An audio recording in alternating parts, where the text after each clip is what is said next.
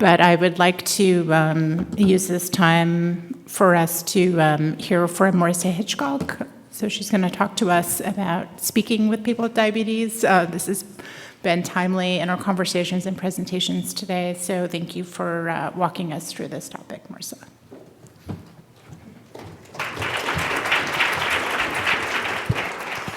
All right, thanks everybody. Everyone has had trouble with the slides, so I'm excited to see. I did it. Okay. So I wanted to just really quickly give you a little bit of background on the organization that I work for, real quick. It's called Children with Diabetes. It is a nonprofit 501c3. Full disclosure, my dad started this. He built the website in the basement of our house in Ohio in 1995, and the whole goal was just to tell our family stories and help people with diabetes make connections and support each other. So the whole goal is to provide education, support, and empowerment. We have a lot of great resources online. We do articles every week in our newsletter. Everything is available for free to download for you to use at your convenience. If you have an idea for an article or topic, please reach out to me. I'm happy to try to get that up online for you. Something else that we do, and I think this is the last one about CWD, is Journey Awards. And this is something that I really have the privilege of being a part of, where we celebrate the amount of time that people have lived with diabetes. This, you really don't get a whole lot of fun things for having diabetes, so this is just one little piece of joy that we can give to people. And if you want to order them for your clinics, or if you want one for yourself, well, if you want one for yourself and you're here and you haven't gotten one from me yet, because I've already given, I think, 5 out, please come find me before you leave. I have some in my bag. But otherwise, they are free. My dad will actually ship them to you, and we get them covered by sponsorships. So, as I mentioned earlier, I really think the first credential that we earn as people living with diabetes is PWD. And this is something that, for better or worse, we are earning every day. And I want to remind everyone that there are so many aspects of diabetes that are really not part of the choices that we make, right? I know like when we learn about risk factors, we learn about non-modifiable risk factors and then modifiable risk factors, right? The amount of variables that contribute to glucose levels are so high, and we're learning new ones all the time. Like, think about how incredible GLP-1 agonists have been for people with diabetes. That's only a few years old because somebody decided to look at the Gila monster spit. Like, who knows what else we're going to discover? And I just want us to remember that, as we talk to people living with diabetes, and I'm going to say people, not patients, because to me, it feels like more personal. Like, we are all human, right? We're all in this ridiculous ride together right now. And I think the more that you consider the people sitting across from you in your office as just people, I think the better that your care will be.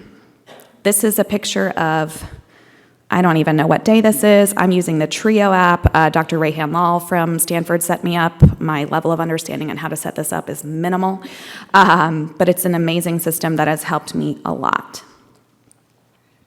Perfection does not exist. Perfection does not exist. I just want to make sure everyone hears that. And I tell myself this too, like, this is some of my positive self-talk, right? Marissa, perfection does not exist. And I just want to share with you more of my graphs. And I'm telling you this as a middle-class white woman with private insurance who has lived with type 1 diabetes for 36 years. I was 2 years old when I was diagnosed, and I'm a nurse and a certified diabetes care and education specialist. So when you think about that, I have an excessive amount of privilege when it comes to access to education, to technologies, to the latest and greatest. I mean, even living in the United States, we have access to things that are not accessible in the broader world. So I just want to continue to reiterate that, like, we don't get this right every day. And I want to talk about stigma because it plays into this a lot. And I'm going to try to hit play. For people who still don't think that microaggressions are a problem. Oh, you're so well-spoken. Oh, just imagine, instead of being a stupid comment, a microaggression is a mosquito bite. Ugh, it's a compliment. Mosquito bites and their itch are one of nature's most annoying features. But if you're only bitten every once in a while, No, where are you really from? Cleveland? sure, it's annoying, but it's not that big a deal. The problem is that some people get bitten by mosquitoes a lot more than other people. I mean, a lot more. Whether it's on a date, Oh, your English is so good. Excuse me? going grocery shopping, You know, everything happens for a reason. I'm just buying apples. commuting to work, So when are you gonna have a baby? watching TV, We have to keep the Redskins name. It's part of our culture and history. or just walking down the street with your partner. I couldn't even tell you were gay. Mosquitoes seem to pop up everywhere. Do you know John? Give me shopping advice. I love shared. Of course, beyond just being annoying, some mosquitoes carry truly threatening diseases that can mess up your life for years. Astrophysics? Maybe you should try less challenging, Major. Ow, my dreams. And other mosquitoes carry strains that can even kill you. He looked like he was up to trouble, okay? I felt threatened. So next time you think someone's overreacting, just remember, some people experience mosquito bites all the time. You're all so exotic. Wow. And by mosquito bites, we mean microaggressions. So I just want to recognize that diabetes stigma and racial and ethnic stigma are definitely different. But I want to draw the comparison because, as some of the conversation has come up throughout the week about, people with diabetes being the ones to provide education to everyone in their lives, sometimes including their healthcare practitioners. This is something that really resonated with me, right? The amount of times that I have heard, can you eat that? The amount of times that a healthcare professional has looked at my graph when I openly shared it, because I like to openly share my graph and discuss that perfection doesn't exist, but the looks that I get are really offensive. Like, honestly, it took me a long time to get to the place where I felt more confident sharing it, because in my early career as a nurse, I would meet people and I was like so excited, like, hi, I'm Marissa, I have diabetes, I've lived with it my whole life, I wanna help your patients, I'm so excited. And they're like, well, your blood sugar is 270. And I'm like, yeah, I know. And they're like, well, you're not in control. And I'm like, I know. So to reiterate, this is some data from a diatribe, Destigmatize. They have a really great website. If you haven't checked it out, it's destigmatize.org, like literally just D and then stigmatize, not DE. And the survey was conducted, and it showed the results for people with type 1 diabetes and type 2 diabetes. And someone mentioned this yesterday, and this is something that I, as someone in the type 1 diabetes community, am trying to elevate to my peers and fellow advocates and advocacy groups, is that people with type 2 should also not be blamed for their condition, right? And this is something that, historically in the type 1 community, people get really, defensive. They're like, well, I didn't cause my diabetes. But that's not the enemy here, right? The enemy is actually the lack of education and understanding, and nobody has chosen to have diabetes. Nobody woke up and was like, I see these cool devices that people are wearing, and I just really want to get that. That is not how this works. So just as a side note, this is something that, many of us in the type 1 community are recognizing and hoping to change that narrative and help people feel, more comfortable saying, well, actually, nobody gets diabetes because of what they do. It's often genetic. And so when it comes to feeling like other people believe diabetes is a character flaw or failure, 83% of people with type 1 said they feel that way, and 81% of type 2. Reporting that stigma has impacted your emotional life. Shame and blame is something that people talk about often, like this expression of feeling shamed and blamed by especially the medical community. And 38% of people with type 1 felt that way, where 25% of people with type 2. And then for reporting stigma has impacted social life, about a quarter. And then reporting that stigma has impacted their management. I found it interesting that people with type 2 felt that more strongly, but it actually makes sense to me, especially given, people used to threaten insulin as a punishment, right? And these are some quotes from a study that talked about racial and ethnic disparities in diabetes technology access. And so this person said, yeah, I just got offered that recently, never before, and I had heard about it, and I've had it for 1.5 years. I didn't know it existed. I didn't really have a choice why I didn't get it. I couldn't have it because my blood sugar was always high, which is like the dumbest reason not to give technologies.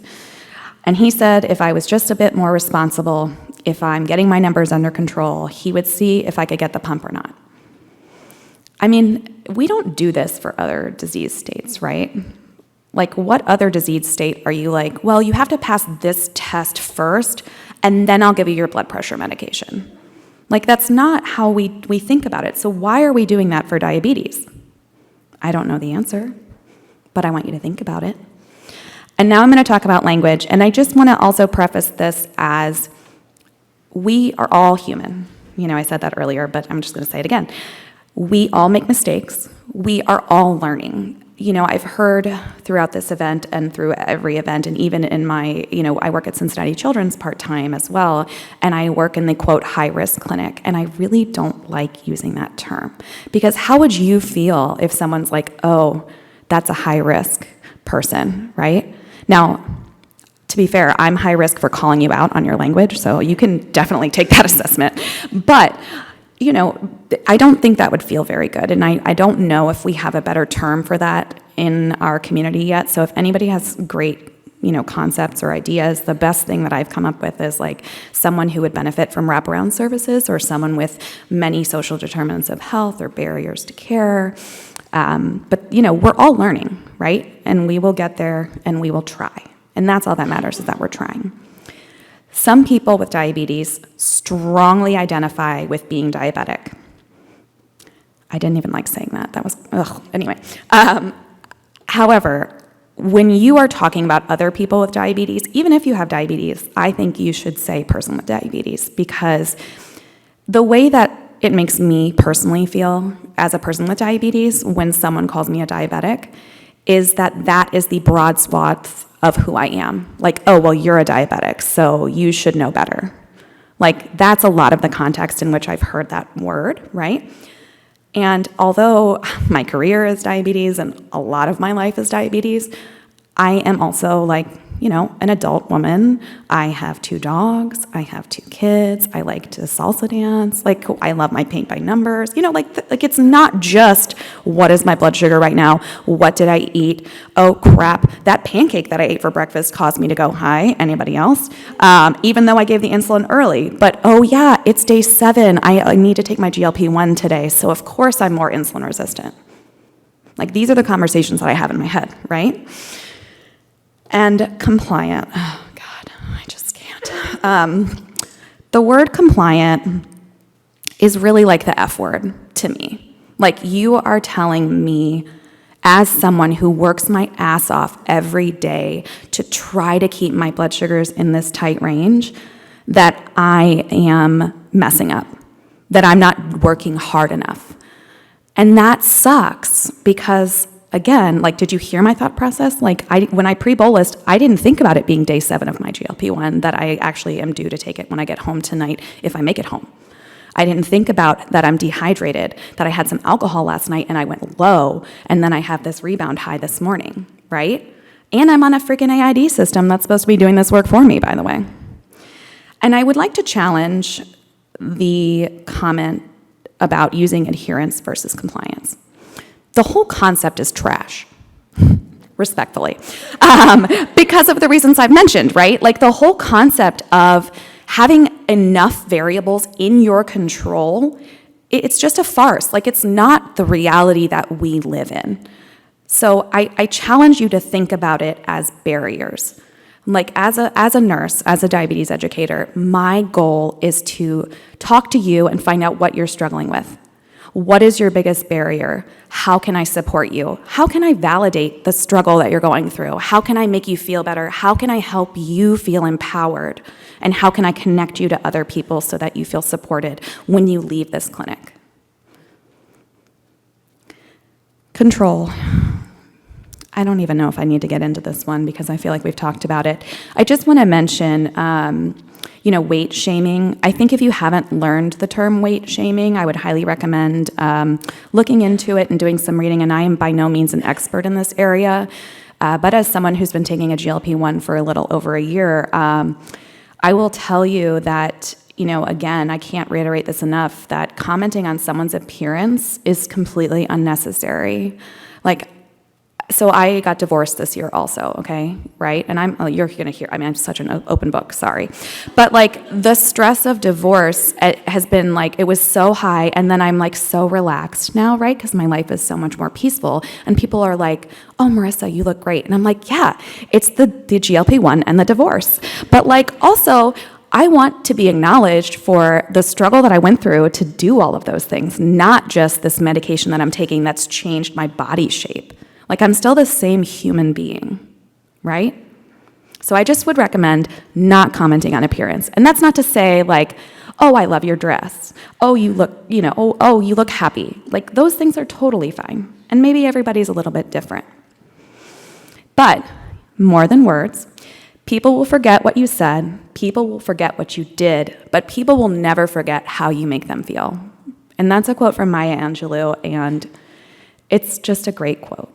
And I've been having Zooms regularly with Jane Dickinson, and she is an incredible human being who has lived with type 1 for a long time and really helped pioneer the language movement. And this is a quote that came out of one of our calls, which is, "Stigma is communicated and perpetuated through our words and messages." So why do we assign morality to non-modifiable circumstances, right? Why is it that, and even as people living with diabetes, why is it that I'm thinking, well, shit, what did I do? I messed up. I failed. I messed up this bolus. Because often we're looking for a solution, right? We're okay, well, again, Marissa, you should have remembered that it was day 7 and you're due for your GLP-1, so you should have taken a little more insulin, right? We're trying to fix it for next time, but it doesn't mean that we need to feel badly about it, right? We shouldn't feel badly about it because, again, the amount of circumstances, it's just there's too many. And I want to talk a little about implicit bias. I did a really great implicit bias workshop at HCPs. Did anybody else do that? I don't know if anybody else did it. It was really, really excellent. And I've done a lot of anti-racism training at Stanford when I was there, which was really great and really insightful. As a white mom of a brown daughter, this is something that I've been really working on. And I just want to reiterate, what I learned at this is that we are all, you already know this, right? We all have implicit bias. But it's also not a moral failure that you have implicit bias, which is something that, I struggled with. This is the white guilt, right? But we all have it, and it's a product of our socialization and our upbringing. So a lot of things that we think about things like glucose levels and control and weight management and lifestyle factors, a lot of that is related to our implicit biases. So I challenge you to just, think about the way that you say things to people and or if you have particular patterns. So I was talking about this yesterday from the perspective of a mother with my kids, right? I have a son and I have a daughter. My daughter is so much more easygoing and she listens and does what I ask, which is amazing, but then I end up asking her to do more things. And then I'm perpetuating the idea that the girls should be doing more chores than the boys because the boys are more of a pain in my ass, okay? But that's not fair, right? That's just perpetuating the patterns that we are seeing in our society that are not helpful, right? So we all have these things. And intent versus impact. Just because you didn't mean to make somebody feel bad doesn't mean they didn't feel bad, right? This is such a and you can apologize. It's not that hard to just be oh my God, I never thought about it that way, and I am so sorry that I hurt your feelings. It was not my intention, but that's still how you felt, and I will change the way that I say things going forward. Is that hard? It shouldn't be, because we're all human. Highly recommend messing around on the Harvard Implicit Association test if you haven't already. Again, we all have it. It's normal and human. AI can't replace that. So human connection. Knowledge is knowing that a tomato is a fruit. Wisdom is not putting it in a fruit salad. And this is just a reminder that sometimes just because you know something doesn't mean that the way that you, present that message is going to be effective and helpful. And in the words of Kendrick Lamar, sit down, be humble. Always have humility when you're talking to any other human, but especially the people that are coming into your office. Because again, we're all coming in with our own baggage. We're all coming in with our own self-judgment and our own feeling like failures, and we are going to share whatever we feel comfortable, which, as Jen was talking about in the last session about hypoglycemia, a lot of times we aren't sharing things because maybe it's fear of judgment, maybe it's this cognitive dissonance of, oh, it's not that bad, and maybe it's just because of the baseline distress. We're like, yeah, that's normal. Yeah, sure, okay. And just a reminder, we all desire respect and autonomy, and respect and trust are vital to a fruitful relationship with your people with diabetes. See, I'm trying not to say patients. See, I'm working on it. And then I just wanted to present a little, briefly, some tenets of motivational interviewing, because I find this to be really helpful in talking to people. And this is from a talk that Jessica Kitchler, diabetes psychologist in Windsor, Canada, presented at Cincinnati Children's for the team. And so she talks about, there's 3 different communication styles: where you're directing, where you're just giving advice, where you're guiding, where you're listening and encouraging, or following, where you're empathetic, just listening and saying, oh, that sucks, right? And I think this is also helpful for just general relationships, right? Sometimes I just want to bitch to my friends, right? I'm I just need you to tell me that, yeah, diabetes sucks, right? And I have my friends with diabetes that I text, right? And I'm oh, my pod failed, blah, blah, blah. But then sometimes, maybe I am looking for a solution. And so sometimes I even preface things would you like validation or would you like advice? And I think that can be really helpful. And then, of course, this is just some skills that go along with motivational interviewing, and I apologize if you've already learned this, but I just wanted to make sure that you had access to this information, making sure you're using open-ended questions, making sure that you're doing active listening, oh, I hear that you're having problems with lows in the morning. How can I help you with that, right? And then, don't should, right? Just help people through their barriers. And this is a slide from Manny Hernandez, who's now the head of the Diabetes Link, which is the young adult organization formerly known as College Diabetes Network. And it just, is a pictorial depiction of the amount of time that we manage diabetes without our medical professional team. We are doing most of it all the time.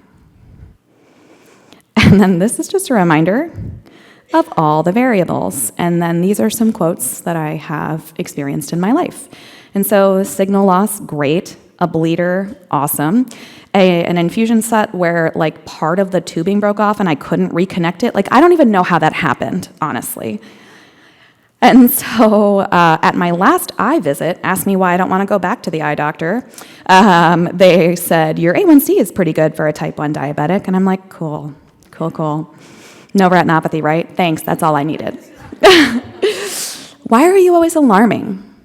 You come over and you eat, and then you're alarming. Do we need to do something different? And then, of course, the classic, oh my God, your blood sugar's so high. Are you okay? Can you eat that? Quick way to piss off someone with diabetes. In closing, I'm going to read this out loud. This is a college essay that was submitted by a young adult who has come to Friends for Life, which I guess I should tell you what Friends for Life is because you won't get the context, sorry. So Children with Diabetes does these conferences called Friends for Life, and it's basically like a medical conference, but it's designed for people with diabetes and their loved ones, right? It used to be very pediatric focused, but we found that a lot of adults come because, there aren't as many camps for adults and we still need our people, right? So it's amazing, highly recommend coming. If you want to come as a speaker, come find me because I pick the speakers, but you have to be nice and you have to use the right language. And you better believe I send out those language guidelines. So this is from Hazel. They said it like a promise, something sure and solid. I was 8 and I believed them. I held on to those words like rains in a storm. 5 years came and went. The cure never showed up. So I stopped waiting and I started living. The day I was diagnosed with type 1 diabetes, I was wearing my favorite pair of scuffed up boots. I didn't understand exactly what was happening, but I knew life was changing. One minute I was a kid running barefoot through the fields, and the next I was learning how to count carbs and give myself shots. There were no breaks after that, no days off, just constant monitoring and planning and hoping I'd stay steady. I wasn't just the girl with diabetes, I was the girl who loved horses.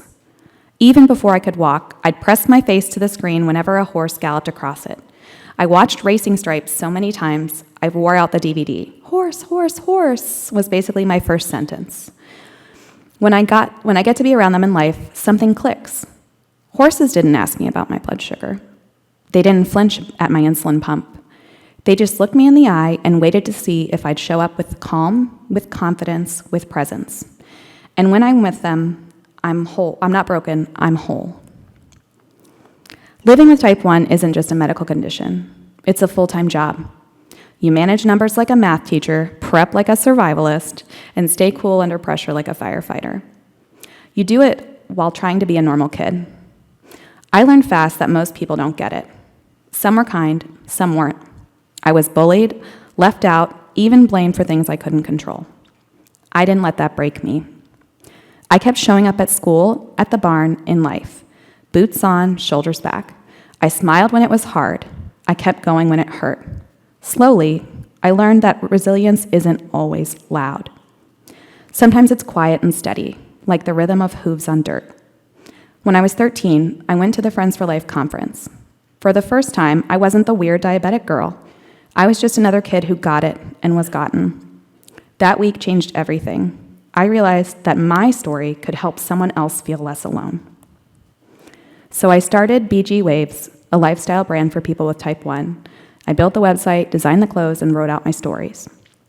It's about comfort and strength, about community and courage, where the designs empower you to wear your journey with confidence, about turning our hardest moments into something beautiful and bold. Even now, there are days when my blood sugar crashes out of nowhere, or I feel so tired of being on. I've learned, though, strength isn't about being fearless. It's about standing tall even when you're scared. And I do that every day. I've met others like me, people who live with this disease and still chase big dreams. We're not broken.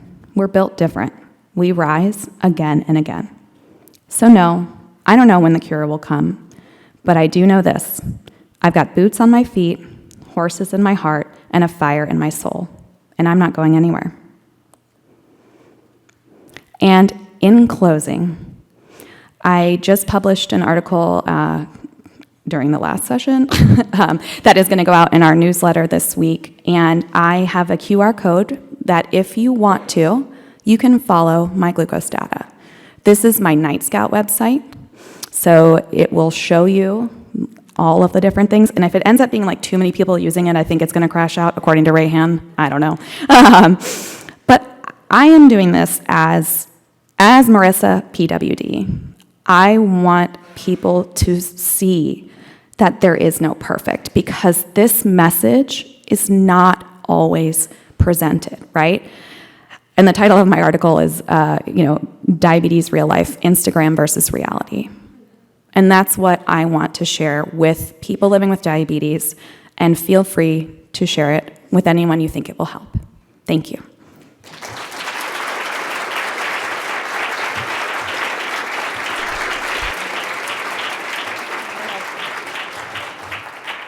If anybody has a question or wants to talk to me, just come find me, yeah? Okay, would you like to ask questions? Yeah.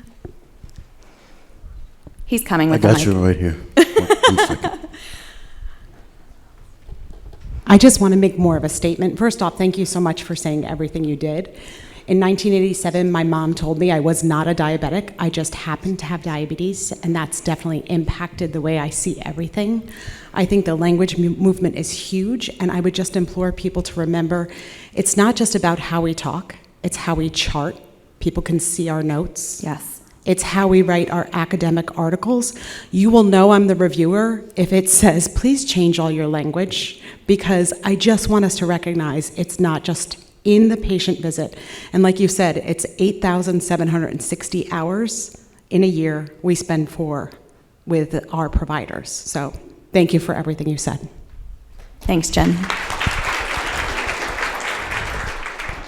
I just want to also echo what Jen said. Thank you. Every time I hear you speak about this, I learn more and more, and I'm humbled more and more. And I think one thing that I do, and I learned this as a fellow from a great mentor many of you know, Jen Raymond, and so I share this with my fellows as well, is the visit, when first-year fellows come in, they feel like everything has to be like, I need to get them in range. I need, it all ends up being about the numbers because that's what we think. We're type A. We're like, we must, like, we're doing something wrong if we're not making sure that everybody's A1C is X or their time in range is Y. And it's really important to encourage, and even people who come through like residents, that, it really is important to meet the patient where they're at. And a lot of the work that I have done previously, and I still continue to do, is also around psychosocial, barriers of health. And when I talk to people, I feel like it's just important to say, if somebody is depressed or somebody is anxious, that entire visit may just be about how to give them guidance, how to give them referrals, how to talk to them about that. And that is a win. And I think that is sometimes hard for our fellows when they first come in to realize that it doesn't have to be that you have provided them, X, Y goal that has to do with bolusing more or giving more insulin, that even talking about things like, barriers that they're having, how we can overcome the barriers, that's gonna help with their diabetes management. And so just thank you to people like you who just remind us of that every day. Yeah, and I'll add a quick comment about that. So I, during my divorce, was having some burnout, and wanted something that would sort of autopilot. So I used the iLet pump, which is like, whatever, it's like pretty close to autopilot, I guess. But I was so excited because I was like one of the first, 50 people in the US to get it. And I went in, I showed the division chief at the past division chief at Cincinnati Children's. And the response, I was like, hey, look, I got the iLet. And the response was, oh, I bet your A1C is going to go up. And I said, well, my quality of life is better. Your goals will change. And yes, meet people where they are. It's not all about the numbers. Sorry, any other questions? Yeah. Hi. Thank you so much. It was really good hearing from you. And it's got me thinking, is there a patient-driven CME course for providers, right? Because yesterday someone asked something that made me think, we need a CME for this, because if you want to incentivize training for providers, use like a metric they need. And I think we need more. It can't just be one. But is there one? And this would be a nice start. I don't know, but that would be amazing. I know, we try to get, we have like a fellows program at Friends for Life where we invite, younger or newer medical professionals of all disciplines to come and, see diabetes in the wild. And I know a lot of institutions try to support sending fellows or residents to diabetes camps. And I would say, this would be great, CME would be great on video, but I also think in real life, in your face, seeing all the decisions made, hearing the chaos, seeing the carbs flying, seeing insulin fly, like all of it, it's just a little bit of a different experience. I also think I would highly recommend seeing if you can get stellos for your people in your trainees. And I think, this is something, so when my dad wore the stello, okay, when you talk to people with diabetes and you don't have diabetes and you wear a stello, just know that we might roll our eyes at you, okay? It's just gonna happen. But it really was an epiphany for him. And he literally runs a diabetes nonprofit and is very engaged in this community and knowledgeable and, psychosocially driven. But it really, showed him how much anxiety he had with these glucose values, even as someone whose body is perfectly functioning. So I think, having that insight can be really helpful. We got a bunch of stellos for the caregivers for Friends for Life so that they could see what their kids are going through, and we're hoping that it will help reduce some of that family conflict, right? Laura? Thank you. So I just want to say you're my hero, and I'm so motivated after your speech. And I just wanted to mention, we've worked a lot at Yale with the Diatribe Foundation. They actually they did a virtual presentation to our residents about stigmatizing language in type 1 diabetes. I don't think it's CME certified, but it was very educational. The residents really liked it. Then you sort of start learning about it at an early stage in their career so that can take it with them.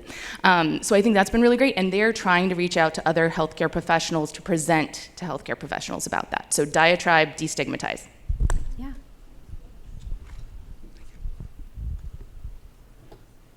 Well, thank you all so much for supporting us, people with diabetes. I really appreciate it. I mean, you all are already here and you're engaged, and I appreciate everything you do. Happy lunch.